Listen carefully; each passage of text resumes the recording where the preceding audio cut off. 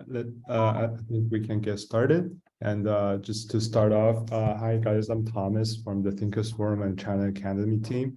And Wenqing just did a little brief introduction of our team that for the Thinkers Forum, we are an international nonprofit organization, also a content production team.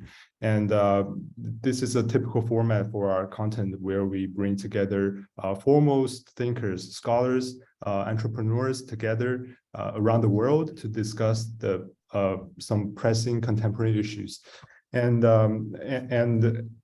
today's forum will be recorded, and after that, the highlights of this forum will be made into videos to upload on Chinese social media and also YouTube.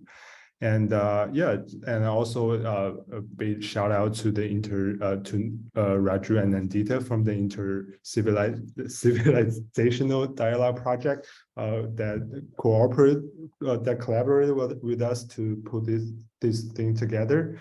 And just a little introduction for their project. The Intercivilizational Dialogue Project was started in India to encourage dialogue between people of different civilizations in this time of profound world changes. And they are also tied to Saturday Free School for Philosophy and Black Liberation in Philadelphia, in America. And just to give a more comprehensive background of our today's dialogue, I'm just going to briefly read our vision statement. And and so today our forum is about China, India, and the modernization and the poverty alleviation, because today our world is faced with unprecedented global challenges, including economic crisis, the impact of climate change, and the threat of a nuclear war. Asia is rising at a time when the Western political system, both domestically and internationally, faces crisis. The world's nations are questioning long-accepted dollar hegemony and beginning to set up a system of exchange and dialogue outside the Washington consensus. As we near 11 months since the beginning of the conflict in Ukraine, calls for peace and protests against NATO are rising even within Europe. A new world order is based on peaceful trade and cooperation rather than military alliances, is emerging in Asia as its center. And China and India have the two largest youth populations in the world, and I think it constitutes immense potential, but also responsibility. Both nations will and must have a say in the future of the world. As the world undergoes deep and profound changes, the two will have to work towards the aspirations for peace, education, and prosperity of their people, particularly young people and children.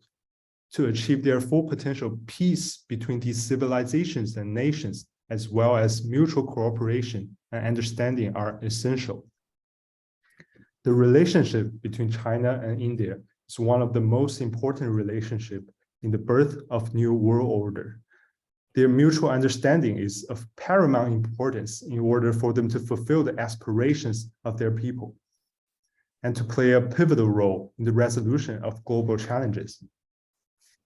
Both the Chinese and India states were created out of their anti-colonial and revolutionary struggles for freedom. As such, they bear the imprint of the people's struggle for self-determination and against Western domination.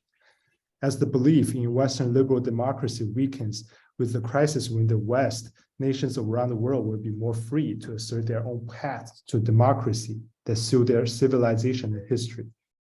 It is becoming increasingly clear that modernity in China and India will not look like Western modernity. The two countries seek to increase living standards of their population without recourse to colonialism, war, and plunder that characterized Western modernity. The lifting of their people from conditions of poverty and illiteracy will constitute a forward movement, not only for India and China, but for world humanity. And in this dialogue, we seek to understand the parallel and difference in the India and Chinese path to modernity and their repercussions for the world, where we discuss India and Chinese modernity, include the task of poverty alleviation and possibilities of economic cooperations between Asian countries. We see this dialogue as a step in the renewal of the discussions of new forms of political, social, and economic organization more suited to the realities of our time.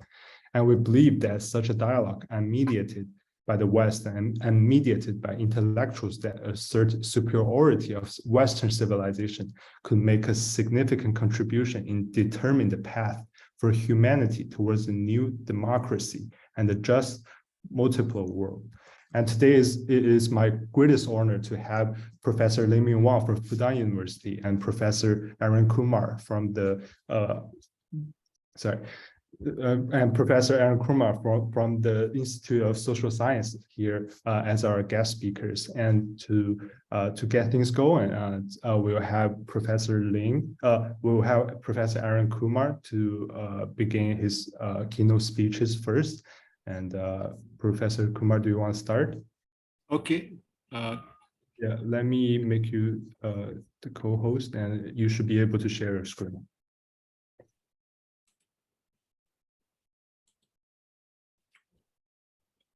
Okay.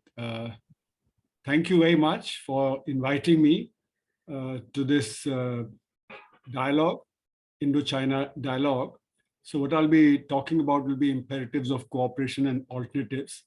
Now, this is a very vast subject, and therefore what I'll be presenting will be very brief, but I have these various books which I have been writing in the last few years, which will give you an idea of what I'm talking about. These are on the Indian economy and the various facets of the Indian economy, like demonetization, the black economy, the GST, and the corona crisis. Now, when we say that Asia is rising when the West is declining, actually currently both China and India have slowed down. And this data shows that how Indian economy before the pandemic itself had sharply slowed down from 8% growth rate officially to 3.1%. And then, of course, during the pandemic, there was a very sharp dip further, and then there's been a rise and again. So we are only about 8% above the pre-pandemic level of the GDP. So it is in these times that we should compare the level of GDP rather than the growth rates, because the growth rates will vary very sharply. So in effect, we are only growing at about 2.5% currently as compared to the pre-pandemic level, which is a very slow rate of growth. China also has slowed down. So both are facing internal problems currently. Both confront deglobalization because there's a tendency for capital to move back to its own nations, supply chains to be shortened. And therefore, in India, we've had a slowdown in exports. Last few months, there's been negative growth in the exports. We also face in India serious supply constraints. And as a result, inflation has kicked up to very high levels. And inflation in India has been above 10% for the wholesale price indices and above 6% for the consumer price indices. The wholesale price indices have been rising at more than 10% for roughly about 18 months and above 6% for roughly about 8-9 months. So these supply constraints are important for India because our inflation is high, and given that we have a huge unorganized sector which cannot bargain for increased wages, does not have any dearness allowance, their living standards decline very rapidly. So India has the organized sector with 6% of the workers, and then the unorganized sector 94%. The tragedy is that the organized sector is growing at the expense of the unorganized sector. So the vast majority of the workers are actually facing a crisis in their life. Now, as a result, inequalities are rising, and that is what is creating instability in India and the slow growth that we see. There is a huge unemployment, which is leading to a crisis for the youth. Educational crisis is building up because during the COVID period, the educational system could not function as it should. And in general, the standards of education are fairly low, as the annual survey of education report for rural areas shows that the standard of education in rural schools, where bulk of the children are in education, those are very low. We also have inadequate expenditures on R&D, which results in a lag in technology development as compared to the advanced countries. And that makes it difficult for us to compete globally, because globalization is all about competition in terms of technology. So we do need mutual understanding between India and China. That's very crucial. It's also crucial to have understanding amongst other developing nations. So we need cooperation rather than competition, and we are different systems, but still political cooperation is very, very important. Now, regarding the changing world order, I have been arguing since the start of the Ukraine war that we have entered a new Cold War.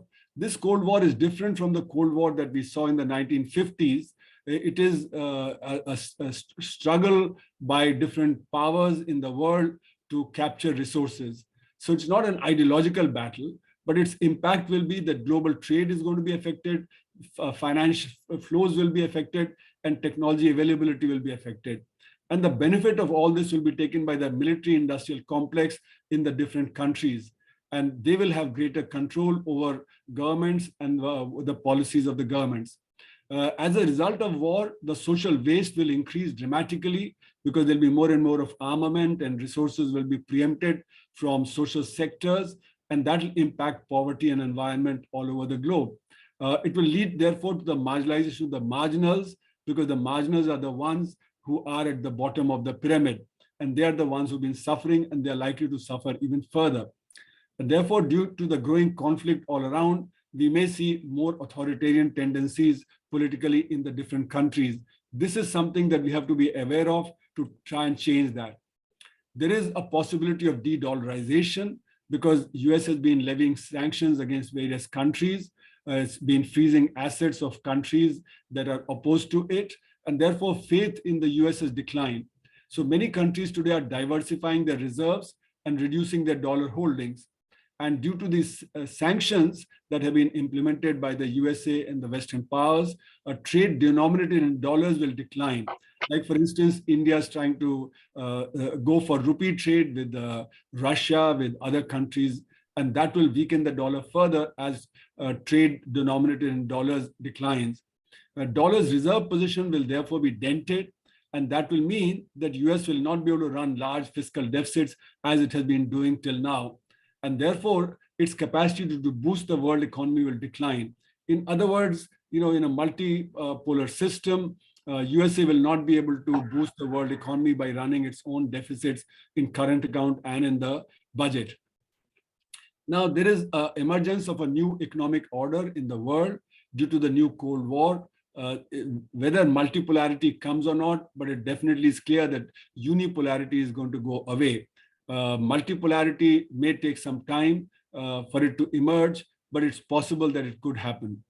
Competition will be to get control over resources, and that competition has been there, and that competition will increase globally. And that could lead to greater conflict globally also. And as I said earlier, there is a tendency to shorten supply chains and bring capital back, and that will slow down the flow of foreign capital to various countries. So the developing world may face greater balance of payment problems because at the moment, like for instance, in India, we've had current account deficits, which have been balanced out by capital flows. Now, if the capital flows decline, then the balance of payment situation would deteriorate, which will mean that the currency will depreciate. And as the currency depreciates, imported inflation would be higher. So with disruption of trade, production will be adversely affected, and that will lead to recessionary tendencies. The recessionary tendencies are also being created by the increase in the interest rate policies of the central banks of large number of countries, whether it be US, UK, Europe, India, etc. Today is not a situation where demand is a problem, but as the interest rates are increased, demand will be curtailed. So the already slowing economies will slow down further. And also because of supply bottlenecks, as I said earlier, there's greater inflation. So on the one hand, you have almost zero growth or stagnant economies. On the other hand, you have high inflation, whether it be UK, US, India, Europe, and so on. So this is a stagflationary situation in the global economy. And it is very difficult to deal with a stagflationary situation because the interest rate increases can only dampen demand, but will not curb inflation, which is coming from supply bottlenecks due to the war and the other situations in the world economy. So the stagflationary situation will be very difficult to deal with in the current context where supplies bottlenecks are all around us. Now, to look at the problem historically, the anti-colonial movement in India actually was rather strong. There's a nationalist movement, but it was influenced by the Western modernity. And therefore, I have been arguing that India became a disrupted society in political and in economic terms. Then, along with that disruption came the growth of the Black economy, which means basically not only tax avoidance, but actually failure of policies, because policies are manipulated, so they don't get implemented. And along with the Black economy came crony capitalism, which undermines efficiency and undermines development in the Indian system. Along with this, what we also see is that post the mid-70s, India is in the grip of international finance capital, and therefore it's unable to pursue policies needed by the majority of its people. In some sense, sovereignty is truncated by this pressure from the international finance capital. That's why today India is following supply side policies. This is not new. It started in 1991, more clearly when the new economic policies were launched in India. So rather than go for demand side policies, we've been following the supply side policies. Now, what it has meant is that the unorganized sector is invisibilized in data and in policies. Why do I say that? Our data on the GDP does not independently measure the unorganized sector. It is measured in relationship to the organized sector. So in a sense, the organized sector acts as a proxy for the unorganized sector. And because of that, we are invisibilizing the unorganized sector. Now, post the policy-induced crisis in India of demonetization, GST, NBFC crisis, and the sudden lockdown, it's the unorganized sector that got hit very hard and has been declining. So a declining sector has been proxied by a rising sector, the organized sector. So that's why I say it's invisibilized in data, because data is only coming largely from the organized sector, which is growing at the expense of the unorganized sector, as I said earlier. And as a result, when the government says the rate of growth is good, it's the fastest growth in the world, therefore policies, special policies for the unorganized sector are not required. So therefore it gets invisibilized in policies as well. I call this the colonization of the unorganized sector by the organized sector. So this colonization that was from the external, from the colonial powers, has become internal now in India. Now, the path that India followed since 1947, when we got independence, is a path of capitalist development. It's not a socialist path. India's mixed economy model was basically to promote the private sector for capitalist development. In 1944, there was the Bombay Plan before India achieved independence, where the top industrialists of India at that point of time, they got together and they suggested that we need a large public sector because the private sector doesn't have the capital to set up the infrastructure. So public sector was designed to actually promote capitalism. So it's not a socialist policy. At best, you can say there was state capitalism. Now, the policy paradigm in India changed in 1947 with independence. Because earlier colonial times, they did not care for poverty, illiteracy, ill health, etc. But in the policy paradigm change in 1947 after independence, it was said that the individual is not to blame for his or her problems. It is collectivity, and therefore the collectivity has to solve the problems. But in 1991, we changed these policies and make them even more top-down.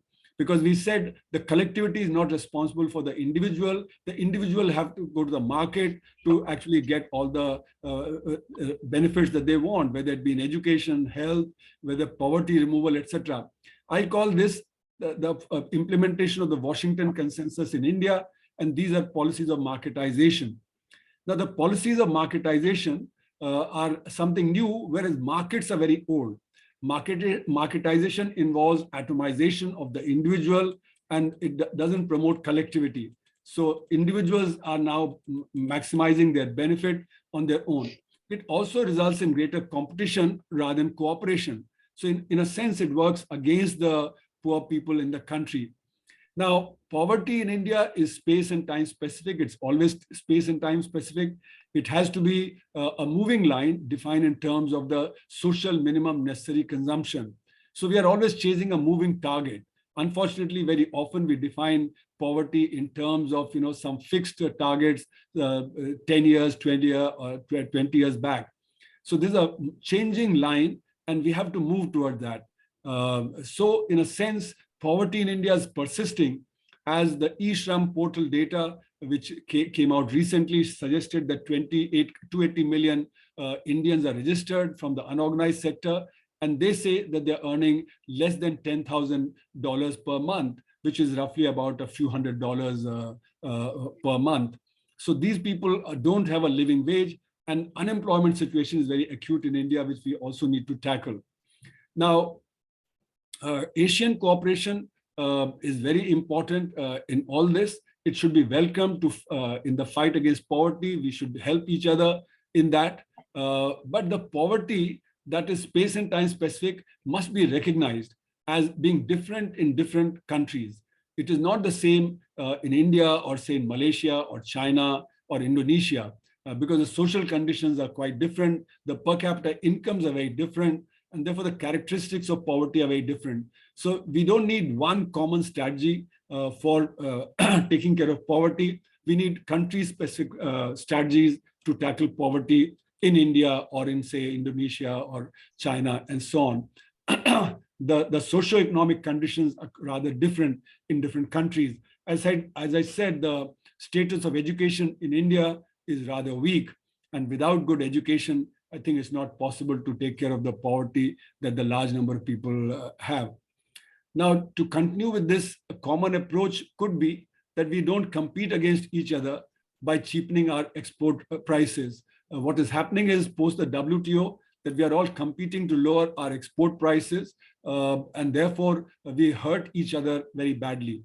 What that does is it shifts the terms of trade against us and in favor of the advanced countries. That means the surplus that is generated by the workers, by the farmers, that slips out of the nation, that slips out of the hand of the workers and the farmers, and they therefore lose from it. The country loses, and the farmers and so on also lose. Now, it is clear that not everybody can have an export surplus in the world, because we're not trading with Mars, we're trading amongst ourselves. And therefore, in a sense, we cannot all have an export surplus. Therefore, somebody's export surplus is somebody's trade deficit. So this is a situation in which if there's cooperation, then we can together build our economies rather than one at the expense of the other. Competition in trade has actually led to the shift in terms of trade against the developing countries. And it is in this context that I have been arguing that there are three levels of technology: the high technology, the intermediate technology, and the low technology. And this is a moving frontier. This is not a static frontier. So countries which produced certain items, say 50 years back, those items which were high technology then are now low technology. What they produced, say 30 years back, may have been intermediate technology then, but now it may be a low technology. So this moving frontier of technology is what we have to address, where together we have to do R&D, etc. So the common challenge is to promote sustainable development, which is good for all the developing countries. Without that, the marginalized will get more marginalized, and cooperation is needed in evolving and following such a development paradigm in which technology plays a very important role, in which trade is equitable, trade is not at the expense of our neighbors, our other people. So what is the experience India has had or the world has had in terms of lifting people out of poverty? China and India have done it by following a path of rapid growth. So we've been trying to grow at 8%, 10%, 12% rate of growth, hoping that that would reduce poverty. But in my judgment, such a rapid growth is unsustainable because it damages the environment with long-term effects. So growth has been at the expense of the environment and also at the expense of inequalities in the countries. India, at a very low level of consumption, has faced some of the worst pollution in the world, with our air and water and rivers highly polluted at the moment. I think China also faced that rather severe pollution levels there. So rather than going for policy of growth first and distribution later, we need equitable growth. We need policies that will have equity as the base of growth. And I dare say that that could be faster than the current rate of growth that is being experienced. So the current path, in my judgment, is unsustainable in the long term, and it results in periodic downturns and the social problems that are being faced in India at the moment, which we can see very clearly. We also need to curb social waste so that at a given level of activity, welfare is higher. That should be part of our new development paradigm that we look at so that we can have a better and more sustainable path of development. Now, India and the global poverty programs, if you see, India has gone for various safety net provisions since 2005. We have introduced right to food, rural employment guarantee scheme, right to education, midday meal scheme for schools, etc. And later on, we gave 6,000 rupees, that is, say, roughly about $80 per farmer to 100 million farmers. There are also schemes to give food grains, gas, and basics to 800 million people during the COVID period when the incomes had stopped. Now, this has mitigated poverty, but doesn't eliminate poverty, because as soon as you stop these programs, poverty will reappear. And the World Bank has been talking since the mid-80s of the need for safety net. But safety net is a palliative, it's not a solution to the problem. And you cannot implement safety net for a very large number of people. This problem from the mid-80s of the safety net has now been turned into universal basic income.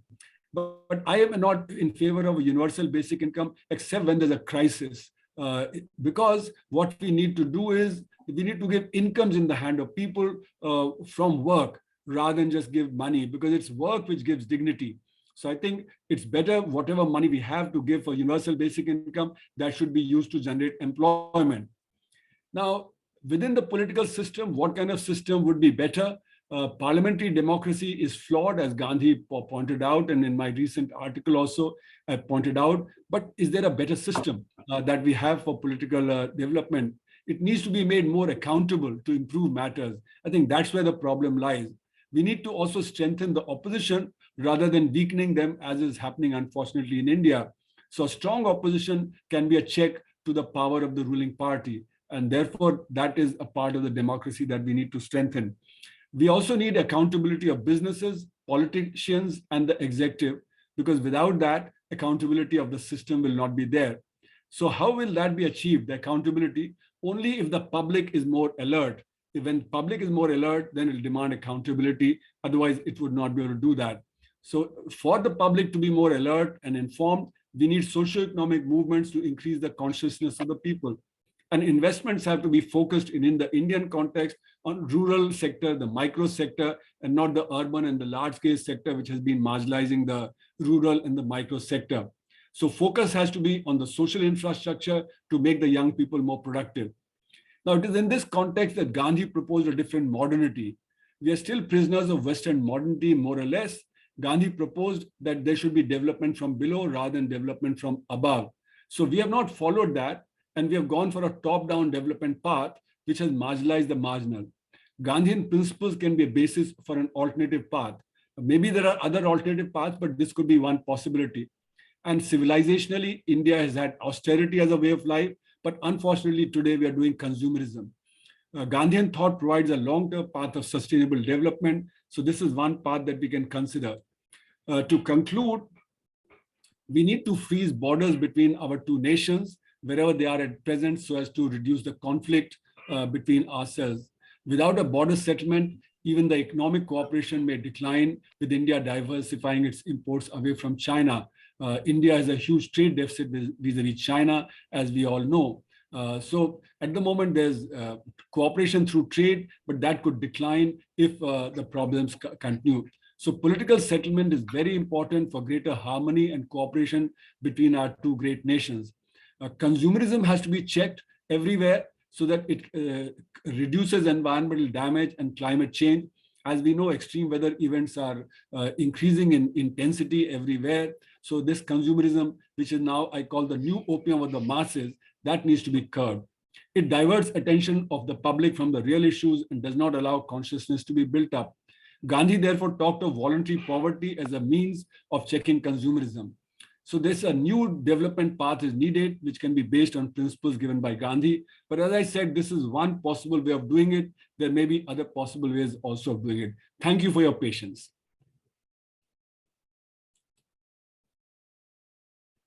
Thank you so much, Professor, for your wonderful talk. And just to remind our audience that if you'd like to raise questions and contribute to discussions after our two professors talk, please drop your name, profession, and where you're from, and also your specific question into the chat box. And after the speeches, as we move into the discussion section, I will call out discussants by name and for you to turn on your mics and talk directly to our professors.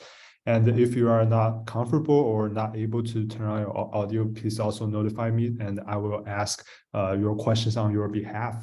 And thank you. And right now we have Professor Lin. The floor is yours. And okay, thank you.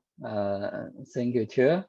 And thank you for inviting me to join this Think Forum and the Intercivilization Dialogue. And also, it's my great honor to have the distinguished Professor Arun Kumar from JNU University, and we have a very interesting topic, modernization and poverty alleviations of China and India. And I think Professor Arun Kumar has covered most of the important topics about these topics, and I think I will focus my speaking on the questions raised by our organizers, especially what are the difference and the similarity in China and in Chinese and Indian paths to democracy and economy development since independence. When I first went to India and then worked in New Delhi in 2030, I always like to comparing China and India. And before that, I was working, focus my research on Euros. And after that, I always try to ask myself why China and India take different paths. Why I was always like to ask this question. I think the most important reasons, and also the basic reason, is China and India are too similar in all aspects. Both countries are populous countries with large populations, and we have long ancient civilizations. And also, both countries are powerful countries in its region, and also colonized by Western. And also, two countries, after they are gaining independence, both are trying to find a new way for developing and for prosper futures. So naturally, the same conditions actually make it easy for two countries to understand each other's. However, I find that sometimes this is not the case. Many people always like to politicize the difference between China and India.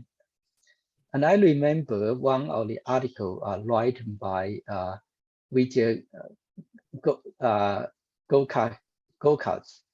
He was the former Indian ambassador to China and also the former foreign secretary of India.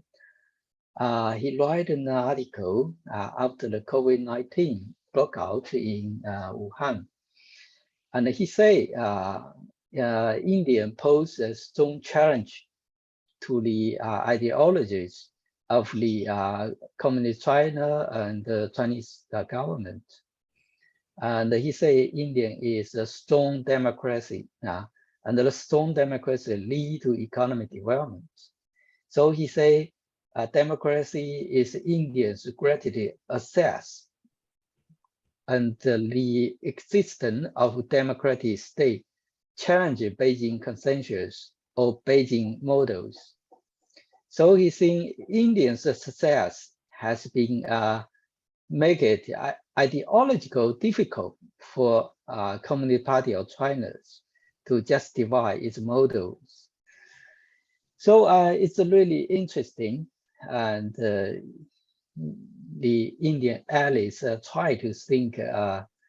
Actually, he thinks India has the superiority political system than China's.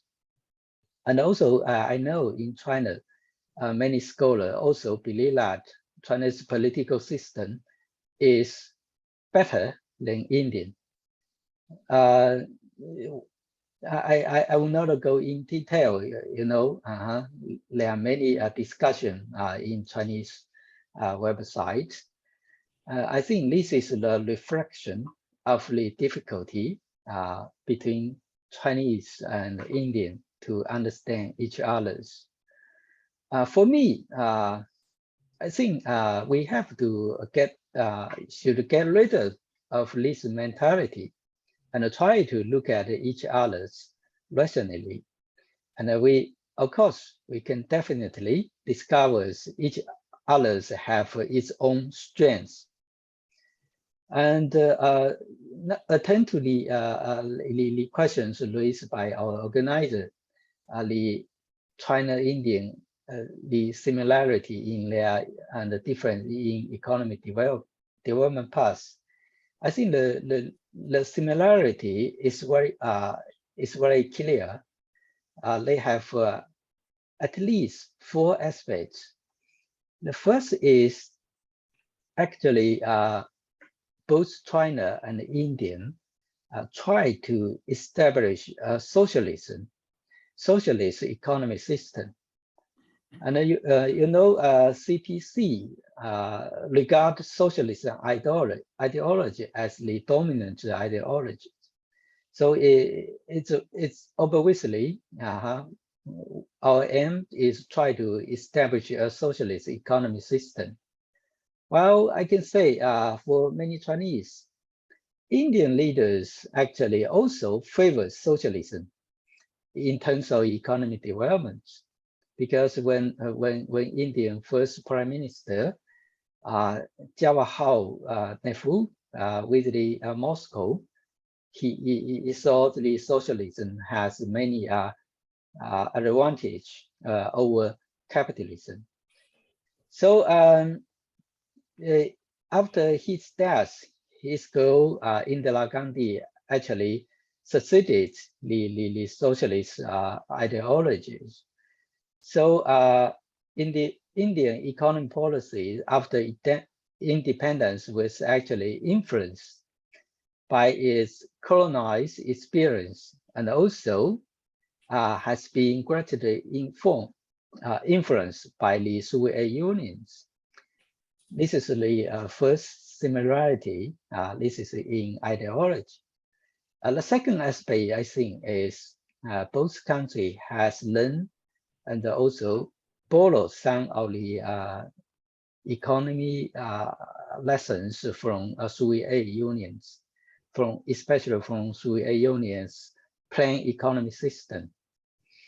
The importance of economic planning for China and India is very clear, because at the beginning of 1950, India have its own 5 years plan, and also the same for Chinese.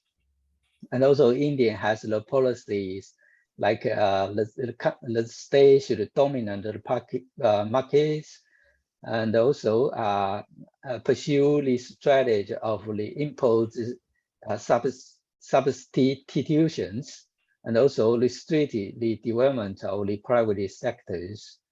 There are many policies such as the industrial licensing system, credit control, and the privacy policies. And also for China, it's the same. So I can say actually both of the countries learn from the Soviet Union's planned economic system. The third aspect, I think, is both countries at the beginning of the economic development, the priority was given to heavy industry and also manufacturing. Both countries want to establish a modern industrial system. So this is why these two countries now have a relative completely and independent industrial system. And the fourth aspect is both countries have reformed the planned economy system after opening up. For China is in 1978, China's reform and opening up. For India, it's in 1991, Indian opening up to the world. They have tried to transform the socialism economic system to a capitalism economic system. This is the general similarity between two countries. And also the difference in the path of economic development between two countries, I think they have also have three aspects. And the first aspect, I think, is they have a different start points.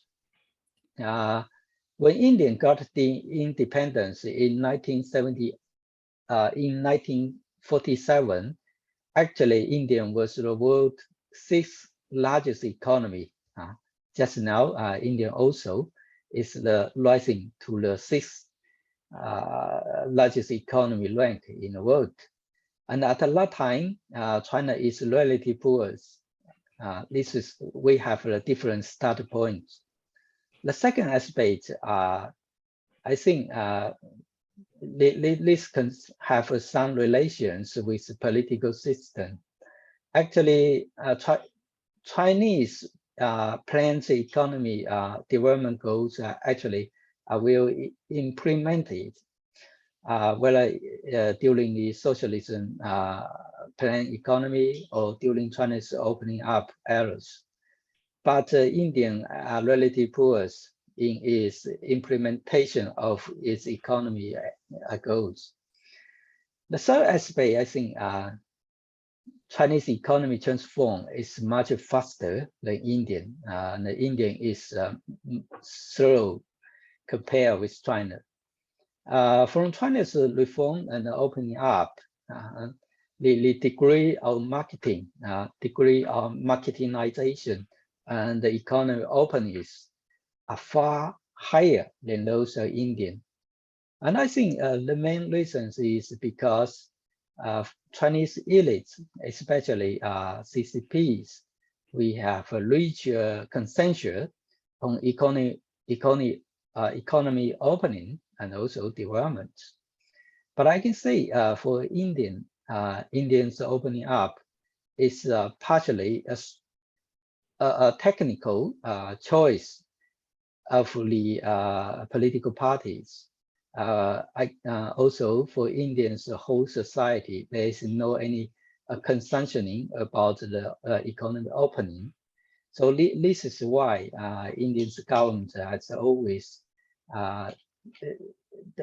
do not try to open its economic system like China's.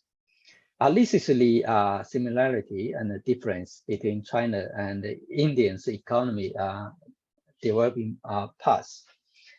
In terms of the political development, especially democracies, actually China and India are quite different because India has learned the Western styles, democratic models, the parliamentary democracies models.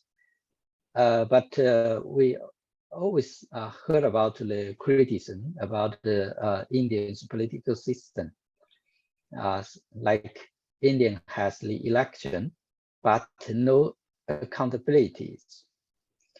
And also for China's Chinese polity, I think the legitimacy much depends on, do not depends on election, but actually on its achievement.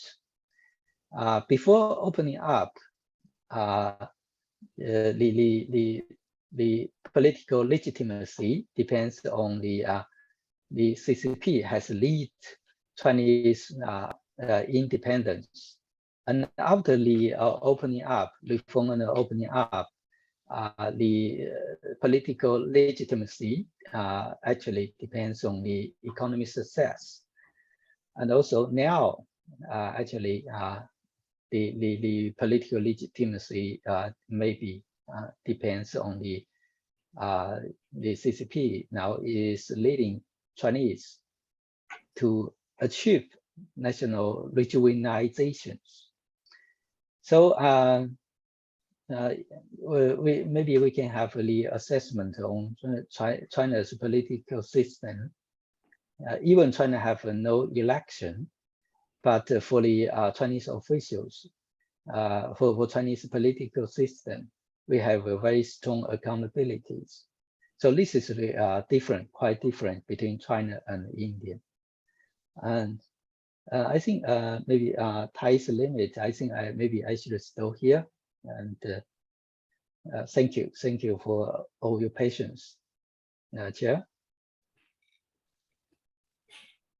Thank you, Professor Lin, for your nice address, and thank you for your time. And now we move on to the discussion section. And just to remind our audience, you can either drop your question in the chat box and I'll call upon your name, or you can hit the raise hand button at the bottom bar of Zoom. And if I see, I'll just call on you. And just to start the discussion off, I have a couple questions. And first, for Professor Kumar,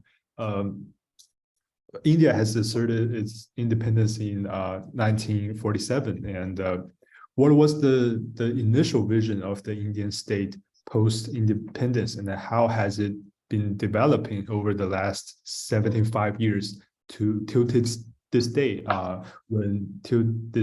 today's India under Modi's leadership?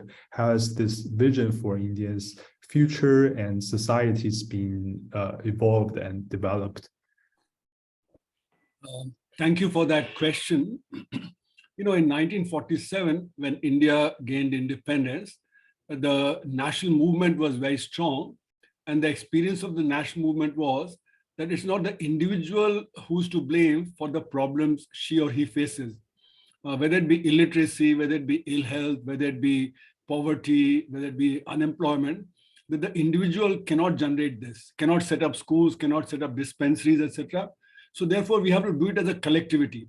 So that was one strand of thinking, that we have to optimally utilize resources for the development of the poor, and the government has to be given a large role to play that role. But simultaneously also, it was felt that, you know, we need to catch up with the West. So therefore, Western modernity was very important, you know, and therefore there was a top-down development model. Now, this top-down development model led to crisis after crisis in the 50s and the 60s and the 70s. And finally, in the 1990s, they gave up that paradigm. So now it became that the individual is to blame for his or her problem, not the collectivity. And therefore, the collectivity does not have to intervene. The individual must go to the market, and from the market get education, from the market get health, from the market get employment generation, etc. So therefore, this is what I call the process of marketization.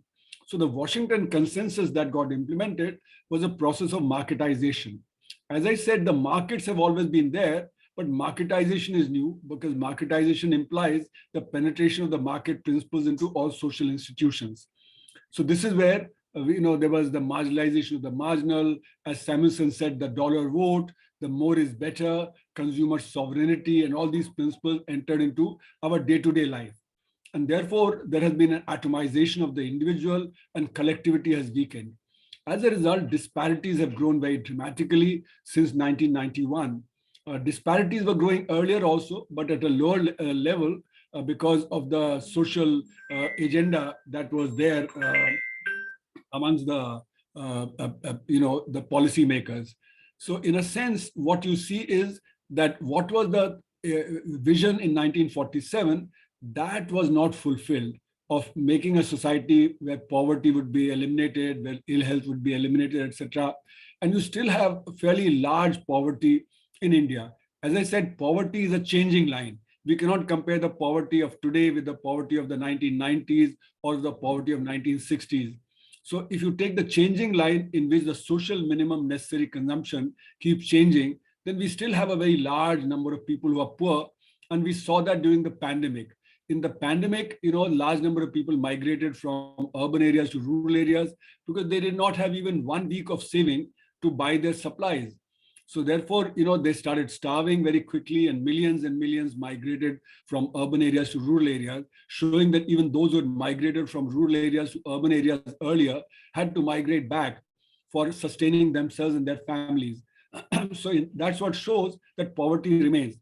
Now, the government of India is giving free food to 800 million people and so on and so forth.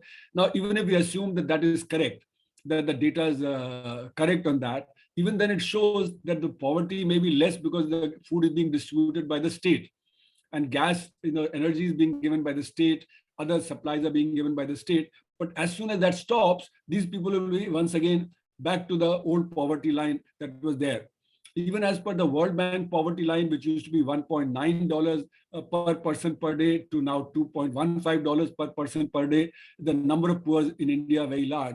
So we have not been able to achieve the target of good health, good education, removal of poverty, unemployment situation. As I said in my presentation, there are 278 million Indians who do not have proper work. Only 304 million people have proper work. So this 278 million who do not have proper work, they're aggravating, poverty within the family because they have to be helped by the others. So the family poverty does not go away as a result of large-scale unemployment that is there in the country. And we have pointed out that unemployment is of 4 kinds. There is the unemployment of what's called disguised unemployment in agriculture. There is underemployment because people don't get the full week of work. Then there is the people who have left the workforce because they're not getting a job, and then the unemployment. So there are 4 different kinds of unemployment, and we need to tackle that. So in other words, the crisis of unemployment, especially for the youth, is very high. For the women, it is a very high because they are the ones who have left the workforce in very large numbers because they're not getting job. So these are some of the problems that are continuing from there, and we need to tackle them by having more equitable policies, whereas the new economic policies are very iniquitous. All right, thank you, Professor. And second question about poverty alleviation, because in 2021, China has announced that it has eradicated absolute poverty. And maybe Professor Lin, you can answer this question about how has China's recent experience in poverty alleviation has been involved, and what's the vision of China moving on towards in the future regarding this issue of poverty and class difference?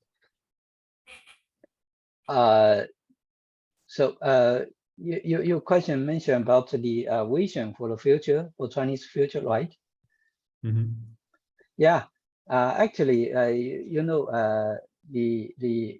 for Chinese government, we have the the very 2 important days, which we call China the 2 center national goals, which means by 2021 to celebrate the CPC's centenary. The CPC came into being in 1921. So by 2021, the goal is to build a modality prosperous society in all aspects. This means making sure that China's development improve the living of all its peoples, particularly those who are below or near the country's poverty lines. Actually, Chinese government has announced that we have finished this task.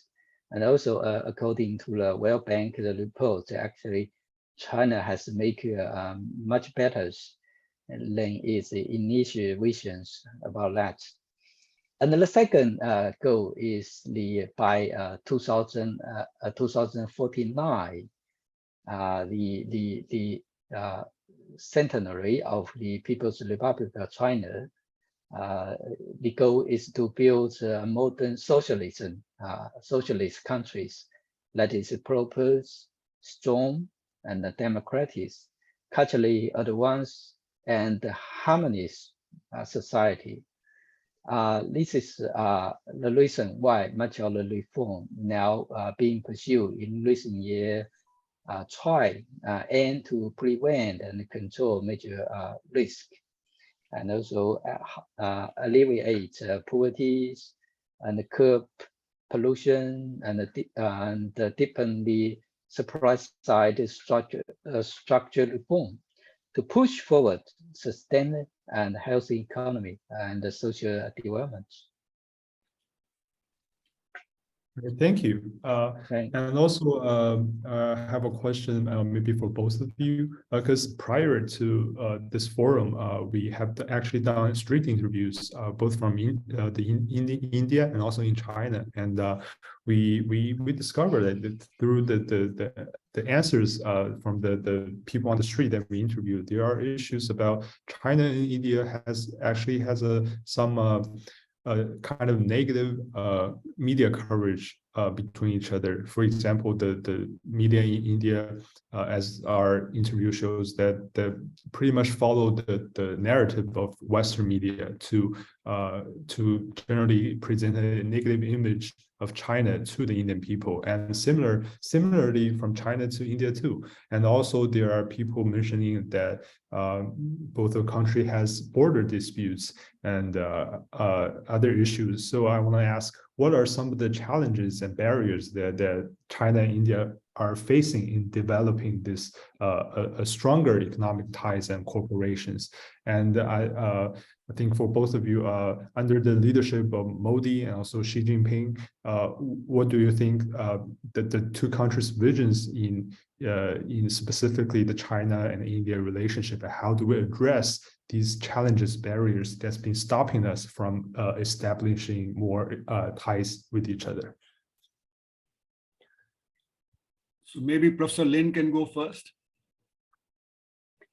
Okay, thank you.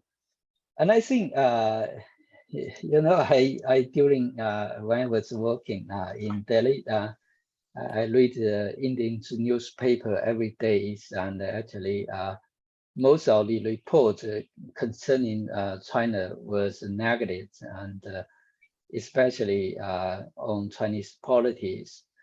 And also, I can say most of the journalists from Indian journalists, they are training in a Western academy, and also they have been have some of the bias perception of Chinese politics and also Chinese policies. I think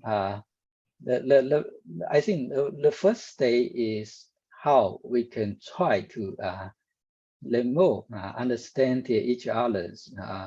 This is the first stage. And then the second stage, I think, for two of the top leaders, both countries' top leaders actually try to have a good relation between two largest neighboring countries. You know, in the past, they have the informal summit meetings in Wuhan and also in Chennai. So I can say the top leaders have the consensus of approaching to each other's. But the main problem is because we are the neighboring countries, we have many issues which have the negative effect on the general development of two countries, such as the border issues, which has been mentioned by Professor Arun Kumar. And also we have the trade imbalance between two countries. This is, of course, this is a really difficult question to resolve. But I think to my happiness is both of the government try to engage each other on these difficult questions. They are trying to find a way. some of the questions, I think it needed times and also it needed patience, and which I think two countries, for the common peoples of these two countries, they should have understand that. It's not an easy way to resolve the boundary issues. It's not an easy way to resolve the trade imbalance between two countries. And also, we also have to put our relations into the historical context. Just like China-Japan relations, the trade imbalance between two countries has, in the past, has long been questions between two countries. But now, gradually, after Chinese rising, now the trade imbalance questions has been gradually resolved. This is my thinking on these questions. So, I see the China-India relationship. Professor Lin has given a good background of it, but we need to go back historically. China saw a big change after Mao Zedong went, and Deng Xiaoping came to power. In Soviet Union also, there was a decline of the Soviet power in the mid-70s, and in the West there was a rise of the Washington Consensus, what is called Thatcherism from 1978 and Reaganism from 1980 when Reagan became the president of the USA. There has been a pressure that has been building up from the West on India because India did not have an alternative at that point of time.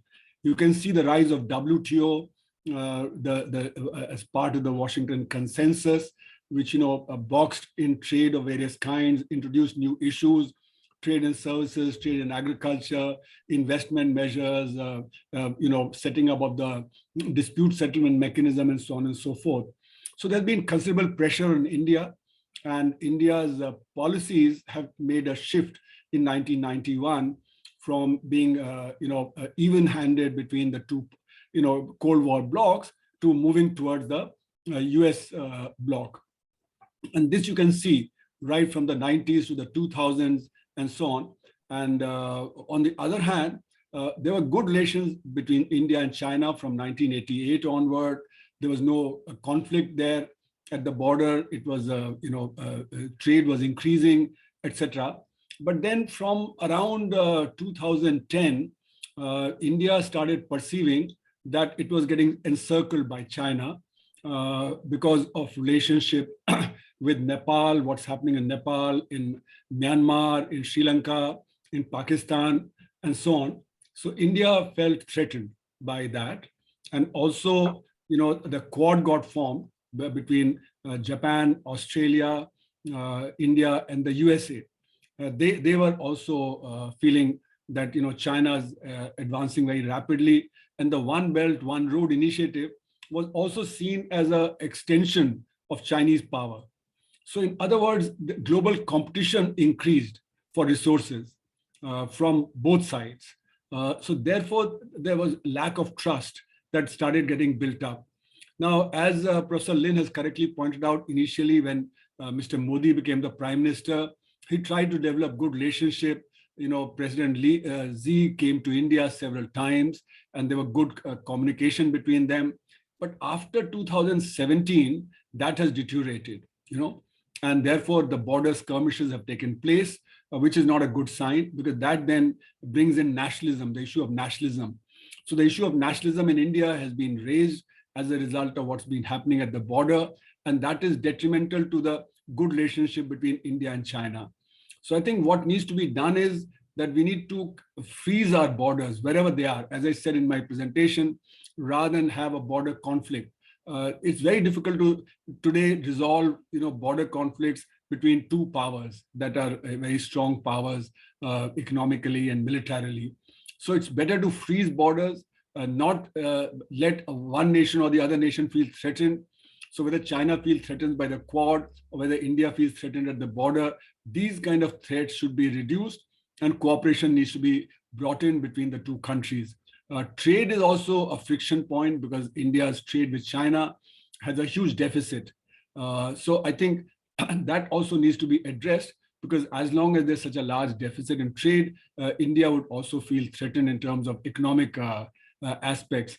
So I think these are the areas on which we need to build cooperation between China and India, so that there's trust established. We don't feel threatened by each other. And once that happens, then I think greater cooperation can come about, because of the past that we've had, in which there's been collaboration between India and China, where there was cooperation. So I think, as Professor Lin said, historically, we've had good civilizational relationships. Those need to be built upon. So I think the first step is political. If politically we are able to agree on our borders, we are able to freeze that. Second is the economic aspect of the trade. And third is then build on the historical background of both the countries. So these could be a way of promoting greater cooperation between India and China. Thank you. And next, forgive my pronunciation, we have Jaya Mehta, an economist from Jashi Adhikari Institute. And yeah, feel free to turn on your audio or video and to.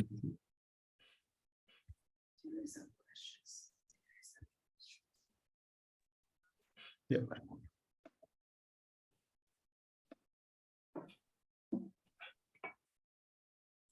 Thank you. Can I speak?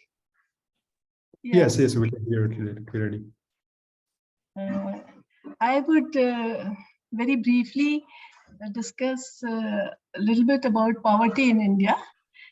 As Professor Arun Kumar said, that poverty is a moving line. I agree with him that poverty should be defined. It's a moving line. People's requirements change, and according to that, the income level which determines poverty should be changed. But there has to be a core coordinate, one central coordinate. And the central coordinate in India, when we first measured poverty, was that people should have enough income to get required amount of calories, not even complete nutritional requirement, just calories, 2400 kilocalories for rural adult and 2100 kilocalories for urban adult. And this core coordinate on which poverty line was defined was later given up by the state, because we realized that when we began, we had around 50% people in the country, including urban and rural areas, who did not have enough income to be able to get sufficient calories. And till 2010 and 12, till then we were getting a national sample survey was giving consumer expenditure data. And on that consumer expenditure data, we realized that about 68% people are not having enough income to be able to get the minimum calorie requirement. So the talk about increasing the poverty line apart, government, what it did, it divorced the concept of poverty line from nutritional requirement.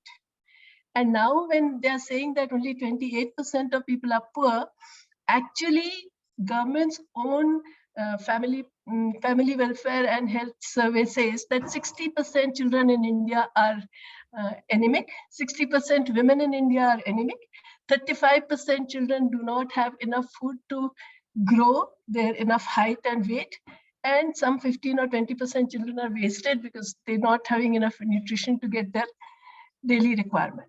So in this kind of a situation, and if 68% or more than 50% people belong to the category where they are not getting enough calories, it requires a very radical transformation in the production structure, because as Arun Kumar ji rightly said, that poverty is not a question, alleviation of poverty is not a question of just giving income or food supplements.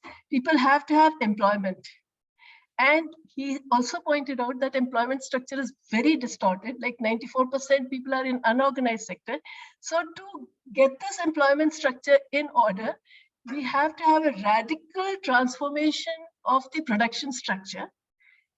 And the identity of India, which has been hijacked by the elite, 6% elite or 10% elite, and we talk of growth and we talk of cooperation, we talk of our entry in the world politics and world economy, India is only being represented by these 10%. So once you change the production structure and get the rest of 90% to represent India, then India's requirements will change drastically. And the whole idea of cooperation will change drastically. And that requires emergence of new leadership. And it requires collectivity. As he said in the beginning, we talked of collectivity. And just if you give me 2 minutes, I want to point out one experiment which is being carried out in the state of Kerala in India, where they had People's Plan, and they have a scheme called Kudumbashri, in which they have made women's neighborhood groups. And these neighborhood groups are encouraged to participate not just in income earning activities, but they are also encouraged to participate in the responsibilities of local self-governments called panchayats. So these women, this scheme started in 1998, and just in 20 years, 25 years, these women have really, their consciousness has changed, and they have done wonderful experiment with agriculture in Kerala. And they have shown that collective economic base changes the consciousness and confidence of people, and a new leadership can emerge, which is people-oriented and not profit-oriented. Thank you.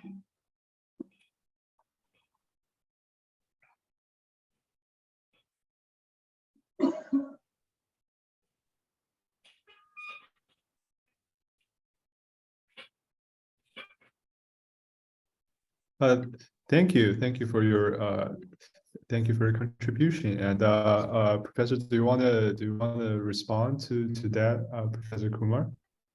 I think Professor Mehta has very correctly pointed out the various dimensions of poverty, like, for instance, the non-availability of proper calories to rural and urban populations, because of a variety of factors. For instance, I saw one study from Kerala, which showed that the health cost of the poor people have increased dramatically after 1991. The study was between 1991 and 1999, and it showed that the bottom decile health cost went up by 750%, and the next, that is the second decile from the bottom, it went up by 1100%. Whereas for the rich people, it went up only by 250%. So what it showed was that the expense of the really poor on health has increased dramatically, A, because of privatization of the health, and B, because of the environmental degradation and much greater illness. And this is not counting the fact that many of them are not able to even achieve any health status in the rural and semi-rural areas because of lack of health systems in those areas. And still their cost of health has increased dramatically. So even if incomes go up, the cost of health is so much that what is left for their consumption of food and other essentials, that goes down. So therefore, income increase by itself is not going to tell you whether poverty is declining or not declining. We have to see what are the kind of expenditures that they have to make. Similarly, their expenditure on education has gone up as a result of this kind of privatization that is taking place. So if you net out the expenditure on education and health, you'll find that their expenditure on food and other items would have declined. And therefore, the problem of malnourishment, etc., would continue. Now, the government says that, 800 million people are being given food, free of charge. But that only shows how much poverty there is. If 800 million people need food, they don't have adequate food, then it just shows that the poverty is very extensive. And the decline in poverty that is claimed in official statistics is not quite accurate. So I think what we need to do is we need to relook at our database. How do we calculate poverty? How do we calculate our GDP? And this idea that GDP is growing at 7% or 6.5% is incorrect. Now, when the IMF and the World Bank also say that the Indian economy is the fastest growing economy, 6.5%, 7%, then that should have real effect. But the problem is that the IMF and the World Bank are not data gathering agencies. They look at the government data and then they modify that a little bit. So therefore, whatever are the errors in the government data are also the errors in the IMF and the World Bank data. So IMF and World Bank data are also not counting the unorganized sector. And it's the unorganized sector where the poverty is entrenched. That is where the unemployment is entrenched. So it is there that the women are the sufferers in that whole process. So they are not getting counted. And that's why I have been arguing that the unorganized sector is invisibilized by data and it's invisibilized by policy, because policy is not able to deal with the problems that these people face. So therefore, we need to redo the data. We need to redo policies. And one of the things that I've been arguing is that we lump together the micro sector, the small sector, and the medium sector. So we must have separate policies for micro sector and separate for small and medium sector. Otherwise, the micro sector does not get the benefit of policies, with the small and medium sector preempt all the benefits that the government gives. So therefore, there's a requirement for a lot of institutional changes if we are to deal with the question of poverty, the question of the unorganized sector, and so on. Thank you, Professor Kumar and Professor Mehta. And next we have Ravi Buthalingam, who is an honorable fellow at Institute of Chinese Studies. And please, I'll allow you to talk, and feel free to turn on your microphone.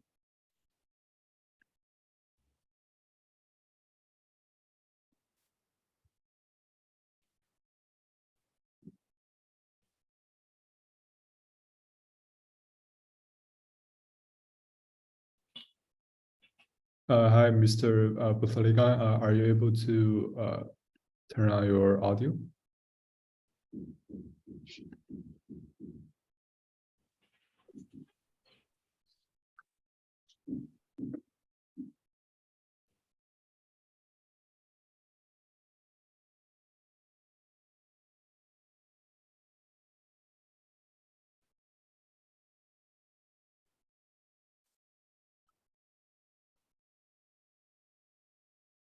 Maybe he's not. Yeah, it appears that he's having some issues, and we can move on to the to next. We have a question from Nandita, and we can ask her to turn on his mic, turn on her mic. Yeah, hi. I wanted to go back to something that both Professor Kumar and Professor Lin Minwang had talked about earlier, which is this discussion about the political systems, the difference in the political systems between India and China. And I agree with Professor Lin that, because the Indian state came out of an anti-colonial struggle and they were influenced by the Soviets, that I think they did have an attempt at establishing a socialist economy in the beginning. But actually, even in the street interviews that Thomas was mentioning, we came across this a lot. People always say that, the Chinese system is not a democracy and the Indian system is a democracy. And partly they say this because the Western media portrays democracy as being equivalent to elections or to the electoral system, the parliamentary system. And so I wanted you to comment on that and, maybe even talk about how for different civilizations, there can be different paths to democracy, and what would that look like for both China and for India?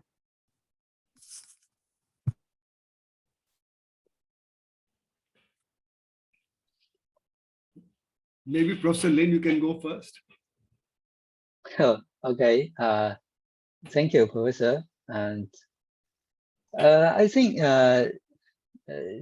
just Nadita has mentioned the election does not represent democracies.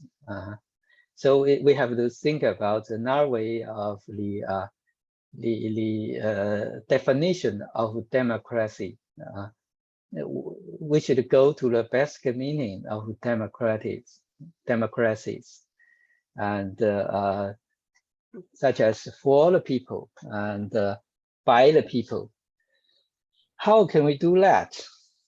And for Chinese experience, I think actually we try to have the open opinion, open discussion within the common peoples, but we are not a favors election.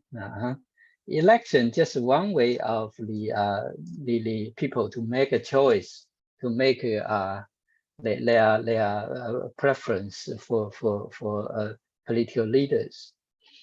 And maybe we have another way to think how we can choose the political leaders who is accountable for the common peoples. So I'm just thinking about how civilizations, countries like China's, like Indian, we have a very rich historical statecraft. We have a very deepened political wisdom, how we can get rid of the thinking which was planted by Western models. And we can have a new thinking about our political system. You know, when I working in Delhi, I visited many countryside, especially in those parts of India. Yeah, also, I was born in a very poor village in China, in south part of China. Actually, in the 1990s, the situation, the living condition in China is much like the state of now in India. But after 20 years, Chinese countryside has made great achievement in economic development, and also make a great, how can I say? So I'm really thinking about is election most important for political system? Is maybe the accountability of the official is much important, and how we had to make a new political system, how we just think about the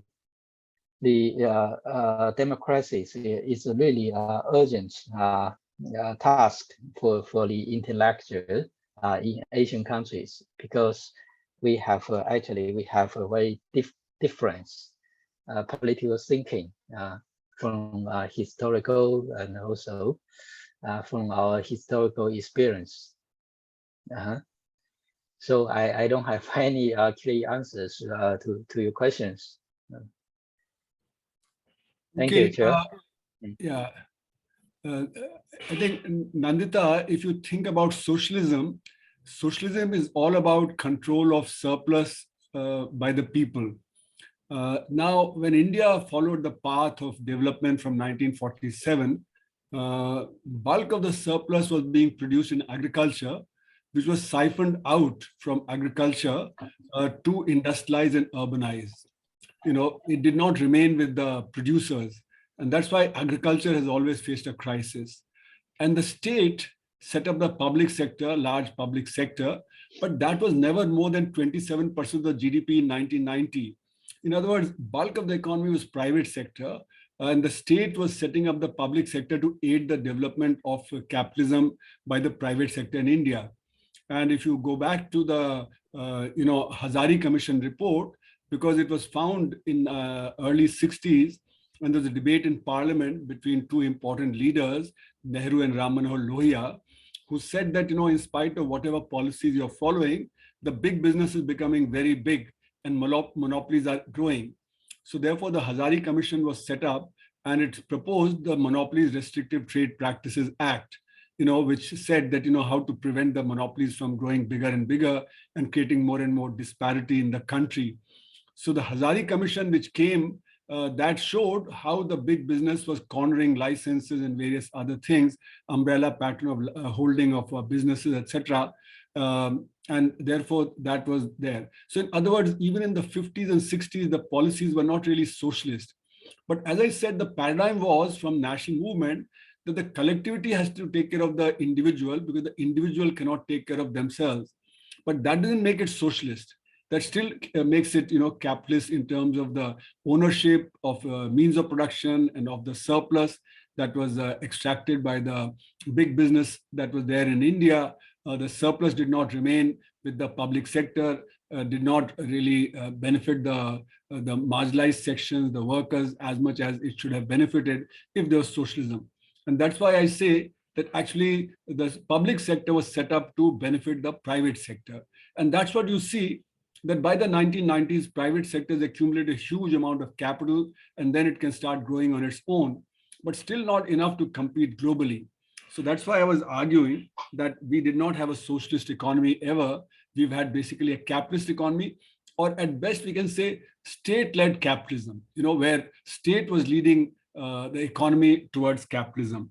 So that's the problem. Now, regarding democracy, the question that you raised, India was very, very highly feudal in the time when India got independence in 1947. It was the feudal elements that were dominant in the political parties, but the only advantage was that some of the top leadership were like Nehru, Gandhi, and so on, they had come from Britain after training in the West. So they had the notion of Western modernity. And therefore, we decided that we would copy Western modernity. And one of the things was parliamentary democracy. But Gandhi, in his Hind Swaraj in 1909, had already written that what are the problems with the Western democracy, where he says, as the people, so the parliament. Or he says that the prime minister represents the interests of the party, not of the nation. Now, in a system which is highly feudal, if you impose democracy, then accountability does not come. And that's why accountability of the politicians, accountability of the judiciary, of the executive, and of the businesses has never been there in the Indian context. Or I should not say never, but it has been rather weak in the Indian context. And especially in the last 10 years, it has declined dramatically, the accountability that should have been there. And that is because the feudal elements now govern. So I had an article recently in the leaflet pointing out that, how can you get integrity in a system like this? Because integrity for the political leader means serving his or her party's interest. It doesn't mean integrity for the nation. So integrity for the nation can be quite different from integrity for the political party. And that's why various institutions in India are collapsing at the moment. Now, those institutions are very necessary to sustain democracy. If those institutions are not strong, if they are manipulated by the people in power, then of course democracy will be weakened further. So we have a shell of a democracy where people vote, but the political parties, when they come to power, they serve the interests of the vested interests, and that therefore weakens our democracy. So the final question that you were asking, what are the different paths? Each nation has its own socio-economic political structure.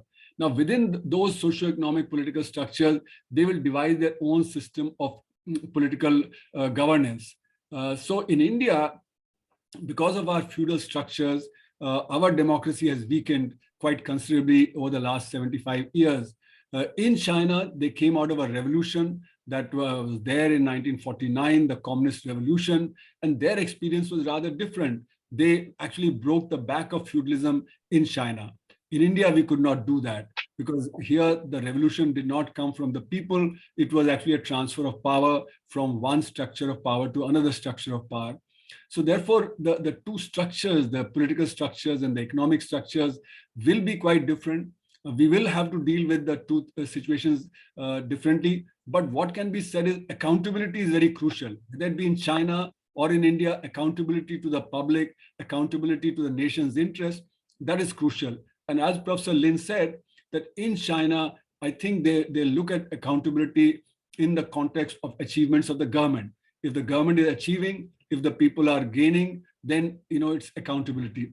But in the Indian context, with its parliamentary democracy, accountability means again the interest of the nation, but in a different way, where the opposition has to be strong. So as I said in my presentation, without a strong opposition, parliamentary democracy will not function. But it's the opposition that has been undermined, especially in the last 8-10 years, and that has led to the weakness of our democracy.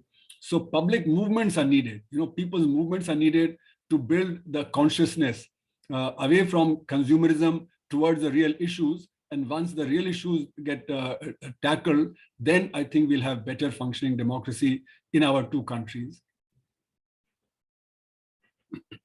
Thank you, professors. Thank you, Nandita, for your great question. And last, we have Raju for one last questions for professors.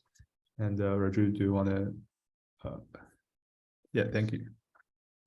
Yeah, thank you, Thomas, and thank you to both Professor Lin Minwang and Professor Arun Kumar for their presentations. I sort of, I want to start with a small comment before phrasing my question, which is that what Professor Lin said about the differences and similarities between India and China, and he focused especially on the path after independence and after the Chinese People's Republic was formed. But I think another similarity in our historical experience, which binds us together, apart from the thousands of years of civilizational connections, is our shared experience under Western imperialism. And I think sometimes we don't emphasize enough. I know in China, people speak of the 100 years of humiliation. In India, of course, we had 200 years of British domination, and which was an extremely brutal period. And now, now people are starting to figure out the effects of British colonialism, including, statistics of more than 100 million people could have died in famines as a result of British colonialism over the period that it existed. And I think part of the reason why this conversation about India and China becomes so important today is that we are facing, I think, an unprecedented crisis in the West. And I think the signs of this are everywhere, whether you see it in the European domestic political situation, whether you see it in the US. And I think that is what makes it even more important for India and China to think about each other and their relationship as important not just for themselves, but as important for the world. And in this regard, I would like to ask my question, because I think both of you mentioned the border issue, which is an issue which one could resolve. But I think another approach that one could take to this question of the relationship between India and China is to think about larger issues where we could have cooperation. And to give just two examples, I think the conflict in Ukraine and the question of climate change. These are two questions on which India and China had very similar positions in international avenues, and are basis for cooperation, basis for shared thinking. And so I would like to ask you if there are other things you can think of, and whether you think that this kind of an idea that cooperation could be built on international avenues, on our shared vision for the world order, and then maybe that can go down to eventually settling our political differences on the border. Thank you.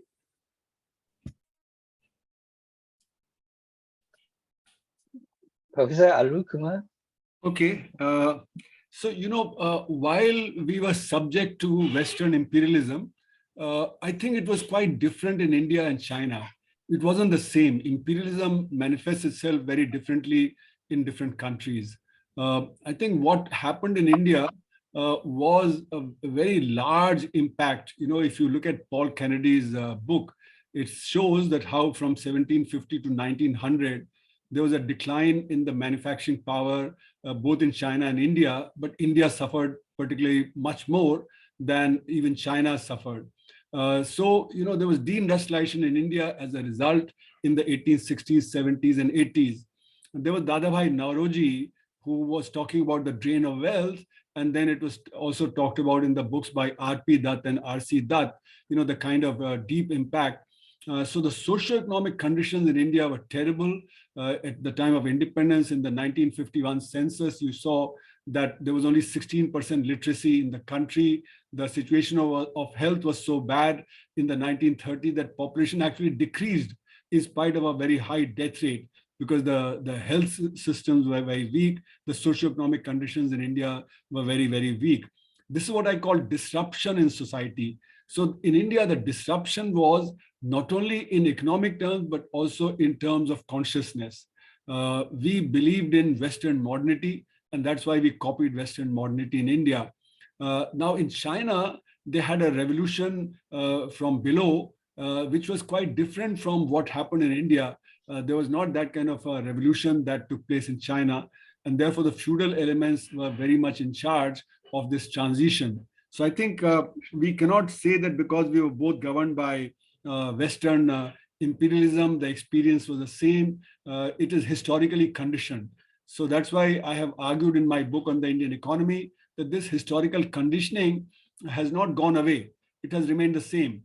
And in fact, Mao commented to Kissinger in 1972 when Kissinger went to meet Mao to build an alliance between China and the USA. Mao said to Kissinger, and it's reported in Kissinger's papers, he said India never gained independence. You know, that India only shifted from one set of masters to another set of masters. So I think our experience of Western imperialism, how we came out of it, these are very different between China and India. So China therefore embarked on a path which was quite different from India's path. And I think we need to understand these differences. Otherwise, if we go for a very simple kind of an understanding, I think it will not help us very much in saying what is it that we can do together. The border issue is an emotional issue. That issue needs to be settled. But as I said, that there has been this feeling in India that India is getting encircled by China, with China moving in rapidly in Nepal and Myanmar, Sri Lanka, Pakistan, and so on. So in fact, India is not even able to look after its own self-interest in South Asia because it feels threatened from China. Therefore, the border issue is very important, and this idea that, you know, no nation should pose a threat to another nation. If that is not there, then I think conflict will continue, and conflict will, not allow cooperation to take place. Trade, of course, as Professor Lin mentioned, and I also mentioned, is another friction point that needs to be taken care of. How do we get into a more equitable trade? As I said, you know, the world cannot have a surplus for all countries. Somebody's surplus is somebody's deficit, and that then has an economic impact on that economy. So both at the trade level and at the level of the border, I think we need to have more confidence amongst ourselves. And also this idea that, you know, we form a quad so as to counter the Chinese influence around our areas. The Chinese ships coming into the Indian Ocean is a new threat that is perceived by India recently. The Hambam Tota port in China, the port in Pakistan, which China is accessing through the One Belt, One Road initiative, etc. These are all seen as threats by India. So as long as, you know, there are these kind of threats, cooperation will become quite difficult. Ukraine war, again, I think is a new Cold War, as I said in my presentation. And in this new Cold War, I think China and Russia will go together.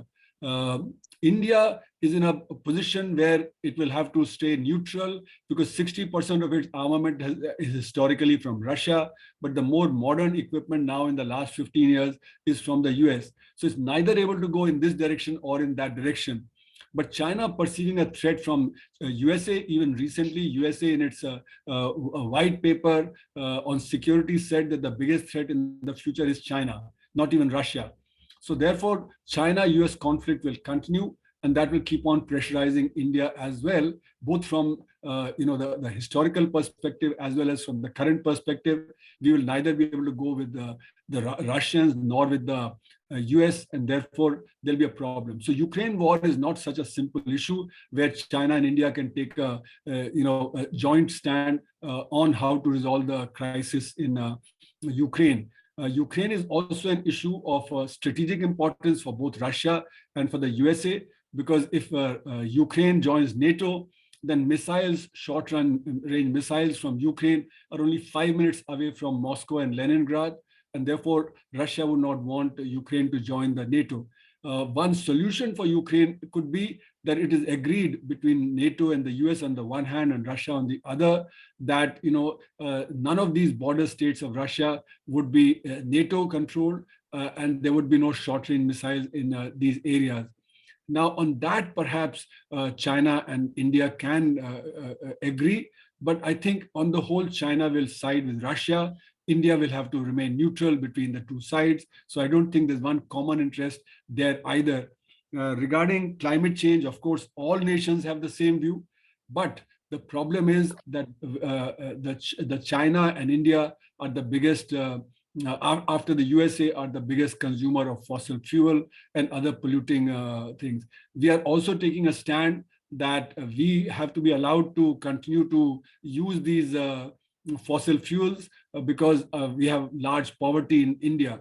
Now, as long as we continue to do that, how would climate change negotiations proceed to actually reduce the carbon emissions and so on? So I think we have to modify our position. India has to modify its position vis-a-vis environment and climate change. Actually, what's happening is that India's position is basically to help its industry, the organized sector, not the unorganized sector. So we could take a different stand, but our policies are based on helping the organized sector to grow, and organized sector is energy intensive and will continue to use more energy. It's the unorganized sector which would be less energy intensive, which will be more labor intensive, where the consumption of these fossil fuels, etc., would be less. But there the problem is poverty. Because of poverty, there's overexploitation of resources by the unorganized sector, while also there are recycling of more resources by the unorganized sector. But on the whole, the problem is that we need to help the unorganized sector.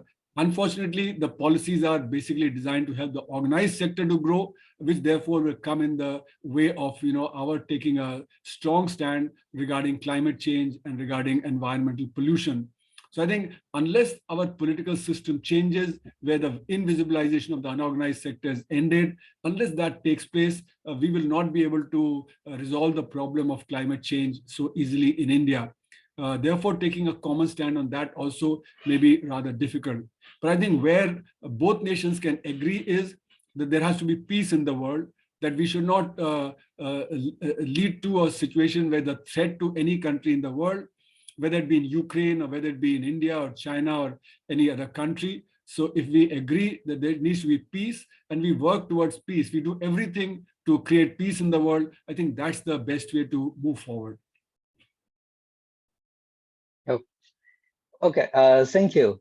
Thank you, Raju. And I think actually China-Indian have many cooperations, many areas they can cooperate. But I think for the firstly, maybe we have tried to agree to disagree on some of the issues. We have to face the some of the basic facts. Actually, we have a different perception about such as the border issues. And then we have to think how we can further the issues. Just like Professor Arun Kumar has mentioned, if it's really difficult to resolve the border issues currently, maybe we have to think of a way to frozen these issues. And the second aspect, I think, is really important, has to change the mentality for how you frame your thinking about the issues, such as the China-India cooperations, economic cooperations. If you just focus on the relative gains from cooperations, you just focus on the trade imbalance, which is negative to Indian interests. Then how you can make a progress from the how you can make a gain from the economic cooperation. Actually, China has a long, huge trade deficit with the developed countries, such as the North Korea, such as Japan. Also, China has made a campaign to them at that time, but gradually the situation has changed. So you have to change your mentality about the way you think about the issue, and also concerning the Chinese cooperation with some of the other South Asian countries. And also, I think for Indian also have a very strong mentality about the backyard. The South Asians belong to Indians' backyard. This mentality, I think, is not good for Chinese cooperation with the other South Asian countries. China is not like to circling Indian.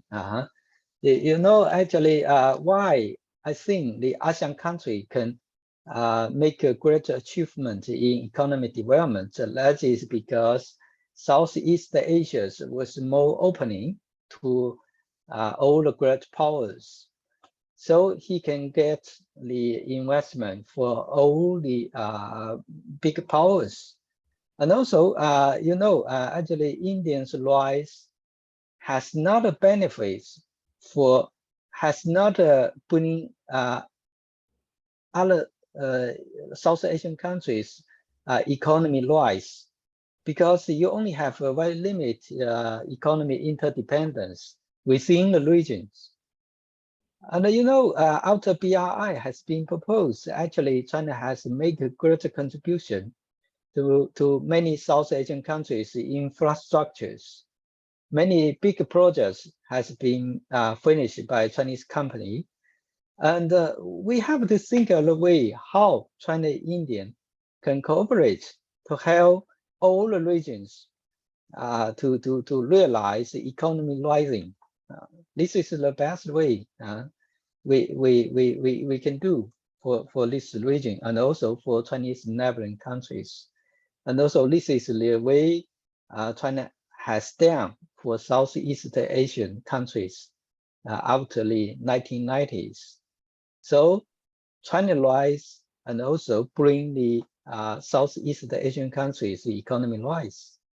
So we have to change our mentality, and this is really important.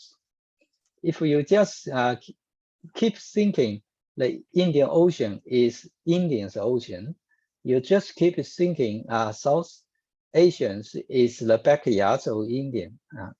Then you will try to block China's presence in these regions. You try to block the BRIs.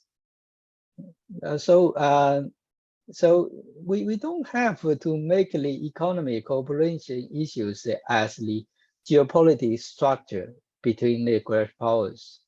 So I think we have to change the mentality about our thinking about the China-Indian relations. This is the most important for us. Thank you, Chair.